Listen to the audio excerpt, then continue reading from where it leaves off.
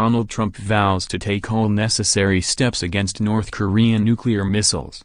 Vowing America would stand up for itself like never before, the U.S. president vowed to tackle Kim's hurried arms testing head-on. Mr. Trump said the U.S. had made an unprecedented effort to isolate dictator Kim's regime in a bid to put a stop to the frenzied nuclear developments. However, he said, there is much more work to do. America and its allies will take all necessary steps to ensure denuclearization and ensure that this regime cannot threaten the world. Mr. Trump said, this situation should have been taken care of long before I got into office, when it was much easier to handle. But it will be taken care of. We have no choice. The National Security Strategy document accompanying the speech, which sets out the U.S. position in detail, defines North Korea as a rogue regime which is attempting to destabilize its own region. It says, North Korea, a country that starves its own people, has spent hundreds of millions of dollars on nuclear, chemical, and biological weapons that could threaten our homeland.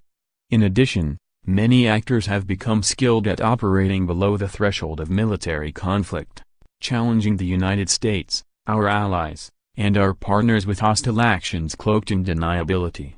Mr. Trump also labeled China and Russia rival powers in the landmark speech, outlining his administration's national security strategy. The Trump administration's criticism of Russia comes as a surprise after the president has appeared open to improved relations between the two states. However, the national security document based on his America First stance accuses Moscow of interfering in domestic political affairs in other countries. The document claims Russia actively undermines American interests at home and abroad, although it stops short of saying Vladimir Putin meddled in the 2016 U.S. election. China and Russia were both called revisionist powers and blasted for their use of technology, propaganda and coercion to push their agendas.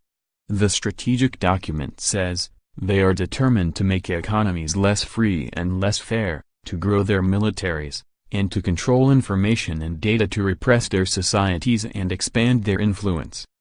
China responded to the announcement, saying cooperation between the two countries would be a win-win situation, however confrontation would mean both lost out.